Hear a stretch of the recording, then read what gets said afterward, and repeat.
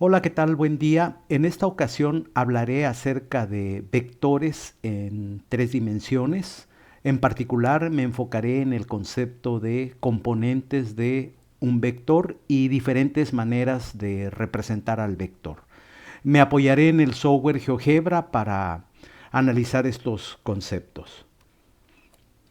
Bien, si yo tengo un vector en un sistema coordenado tridimensional, normalmente del vector uno conoce su punto inicial y su punto final. Es posible para un vector que yo conozca punto inicial y punto final. No forzosamente es así.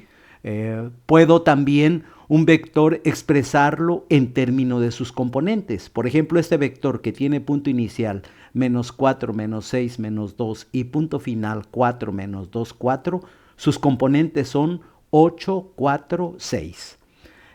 Aquí en GeoGebra, bueno, uno puede observar el vector desde diferentes puntos de vista.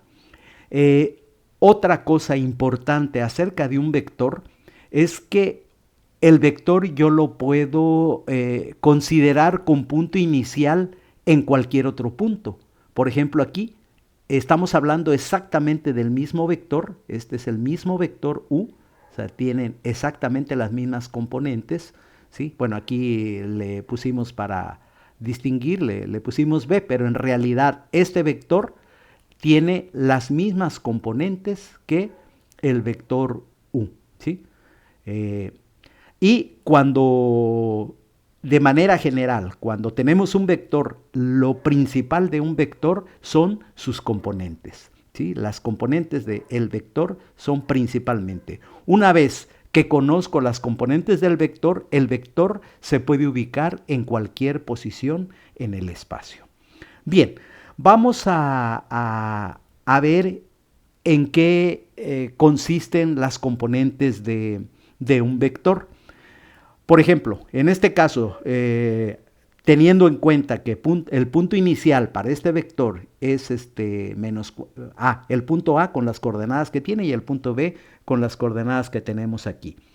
Para calcular las componentes, de la misma manera que para los vectores en tres dimensiones, en dos dimensiones, perdón, y esto se puede extender a espacios de más dimensiones, de manera general, si de un vector conozco el punto inicial, en este caso ese punto inicial, de manera general puedo considerar que las coordenadas del punto inicial son x1, y1, z1 y las coordenadas del punto final x2, y2, z2.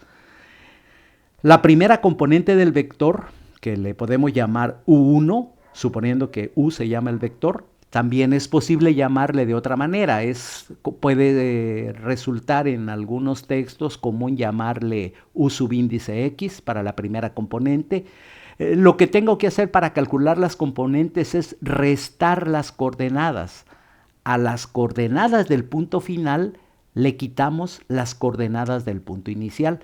De manera que la primera componente resto primera coordenada del punto final menos primera coordenada del punto inicial. Para la segunda componente, segunda coordenada del punto final menos segunda coordenada del punto inicial. Y para la tercera componente, tercera coordenada del punto final menos tercera coordenada del punto inicial. Y una vez que yo conozco las componentes del vector, el vector lo puedo escribir de esta manera, o sea, lo puedo escribir así, el vector, separando cada componente por comas y usando este tipo de paréntesis. También es posible usar el paréntesis común que utilizamos para los puntos, pero en algunos textos de cálculo vectorial se prefiere representar a los vectores de esta manera. Es posible también escribir el vector como un vector columna, ¿sí? Como una matriz que tiene una columna y en esa columna especificamos las componentes del vector. En particular, el software GeoGebra, cuando representa vectores, usa este tipo de notación. Bien, para este caso, para este vector, para las coordenadas actuales del punto A y del punto B, Pues para calcular estas componentes, la primera restamos 4, la primera coordenada de B, menos la primera coordenada de A. Haciendo operaciones esto nos da 8, es la primera componente del vector. Luego, segunda coordenada menos la segunda coordenada del punto inicial, haciendo operaciones esto me da 4, y tercera coordenada del punto B, punto final, menos la tercera coordenada del punto inicial. Haciendo operaciones es 6. De manera que estas son las componentes del vector, ¿sí? Y este vector lo podríamos, podríamos cambiar aquí yo puedo cambiar,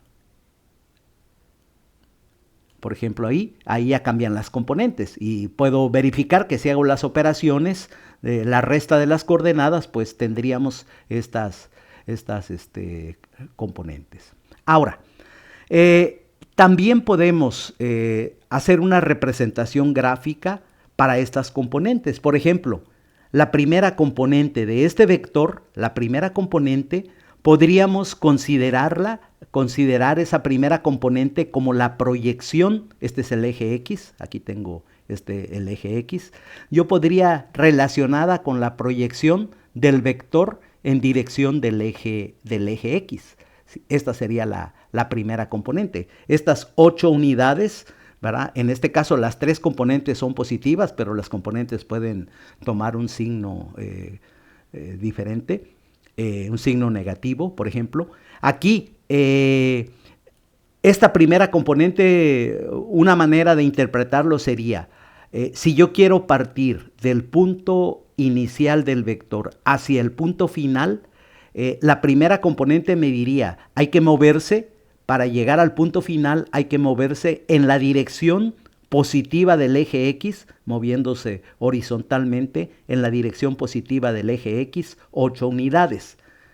Puedo interpretar así la primera componente. La segunda componente es la proyección del vector en dirección del eje Y. Esta sería la segunda componente, ¿sí? En este caso, esta segunda componente son 4 unidades. Entonces, ¿qué querría decir aquí?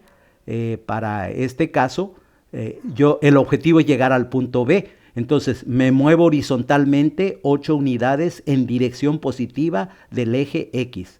Luego, me muevo 4 unidades en dirección positiva.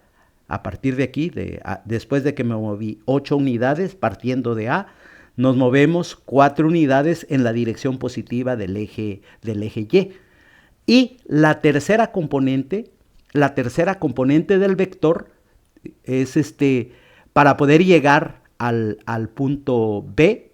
Entonces, aquí en este caso hay que moverse 5 unidades en dirección positiva del eje Z. Entonces, estas componentes del vector, entonces lo puedo interpretar así. Partiendo de A, me muevo 8 unidades en dirección del eje X, la primera componente. Segunda componente, aquí es 8 unidades, aquí sería 4 y luego 5 unidades subiendo en dirección del eje Z positivo, y de esta manera llego al punto B. Ocurre lo mismo, ¿verdad? O sea, lo mismo yo lo puedo considerar aquí. O sea, por eso el vector yo lo puedo acomodar en cualquier otra parte. Si yo dibujo el vector aquí, es exactamente, estamos hablando del mismo vector, del mismo objeto vector. Y para las componentes del vector es la misma historia. Si yo quiero partir, en este caso del punto C, y voy a llegar al punto D, igualmente me debo mover 8 unidades en dirección positiva del eje X, luego me debo mover 4 unidades en dirección positiva del eje Y, y luego 5 unidades en dirección positiva del eje Z.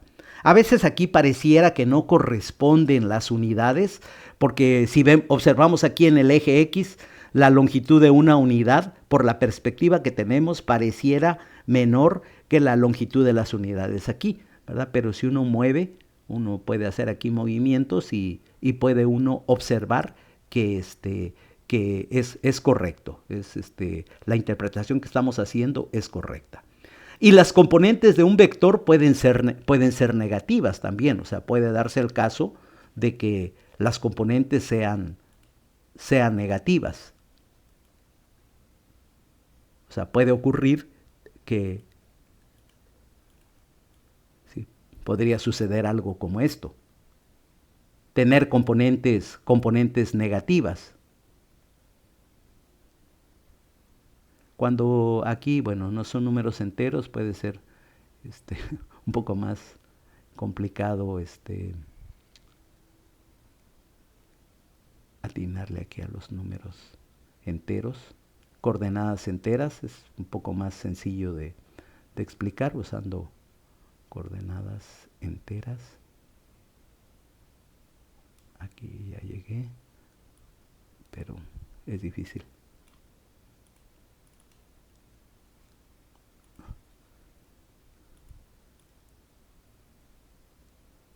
Sí, es difícil atinarle a coordenadas enteras.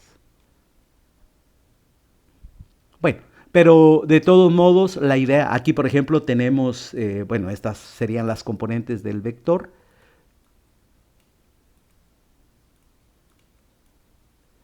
¿Qué significa esta primera componente? Por ejemplo, estoy aquí del punto A, de este punto A, y quiero llegar al punto B. Por ejemplo, entonces, esta primera componente 9.65 significaría moverse 9.65 unidades en dirección del eje X. Luego, como esta componente es negativa, aquí tenemos el eje Y, la dirección positiva del eje Y. El hecho de que sea negativa esta componente quiere decir que para llegar al punto B debo moverme en la dirección negativa del eje Y. Y luego subir 5 unidades en dirección del eje Z. ¿Sí? Bueno, a veces aquí en 3 dimensiones, esa sería, digamos, una de las dificultades que puede, o sea, imaginarse estas construcciones puede ser un poco complicado.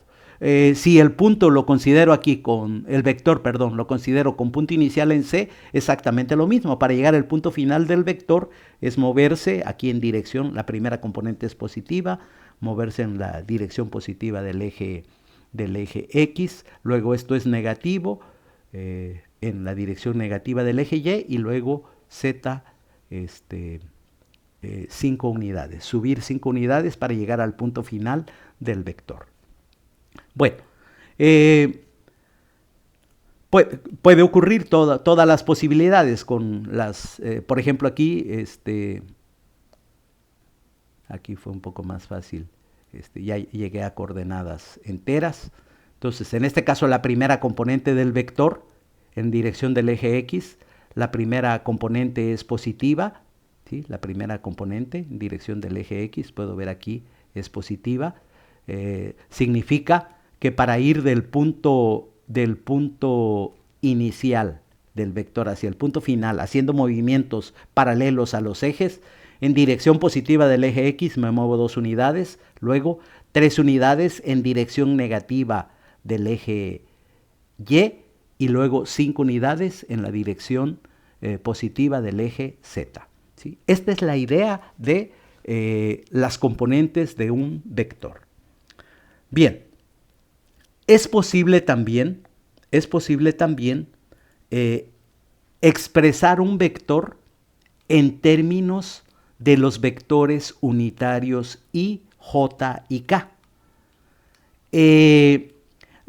Recordemos que el vector unitario I es el vector que se puede definir como que va en la dirección del eje X positivo, o decir, el vector I es el que tiene componentes 1, 0, 0, vector J tiene componentes 0, 1, 0 y vector unitario K 0, 0, 1. Aquí tenemos estos vectores y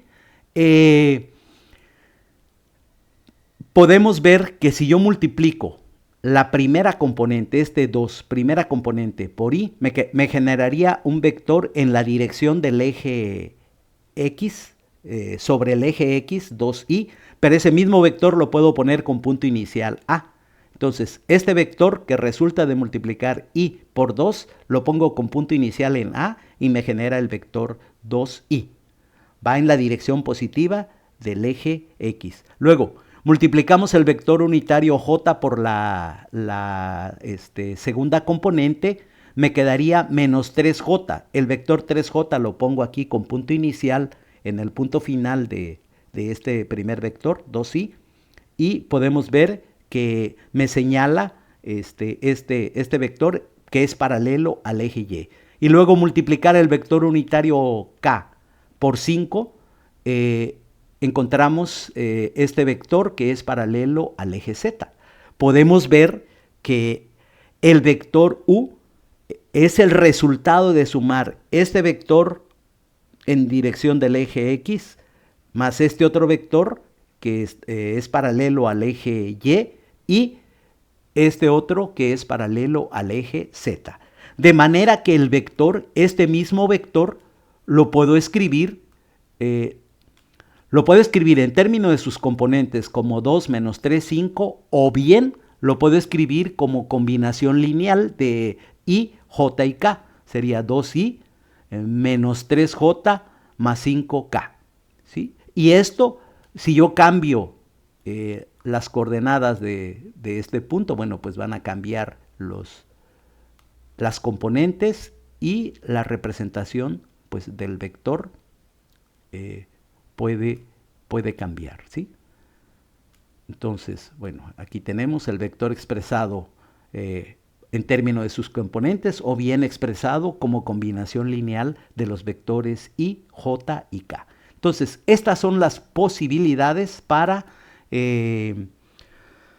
poder representar un vector, y esa sería la interpretación que podemos dar a las componentes de tal vector, ¿sí? En el caso de querer hallar la magnitud del vector, si yo quiero hallar la magnitud de este vector, pues aquí podemos generalizar Pitágoras, el teorema de Pitágoras. Esas serían las componentes del vector. Aquí lo puedo interpretar mediante estos segmentos, y para hallar la magnitud del vector, entonces pues sería la suma. Bueno, yo puedo ver aquí se formarían triángulos rectángulos. Aquí se formaría un triángulo rectángulo. Para este triángulo rectángulo, esta primera componente del vector y segunda componente serían los catetos. La hipotenusa de este triángulo la puedo calcular aplicando Pitágoras, pero esta hipotenusa se convierte en cateto para este otro triángulo rectángulo. Entonces, de manera que para hallar la magnitud de un vector, puedo sacar la raíz cuadrada de la suma de los cuadrados de las componentes. Extender lo que se aplica en el plano se puede extender hacia el espacio. Bien, estas son las ideas básicas acerca de las componentes de un vector y estas distintas maneras de poder expresar este vector. Con esto concluimos este video.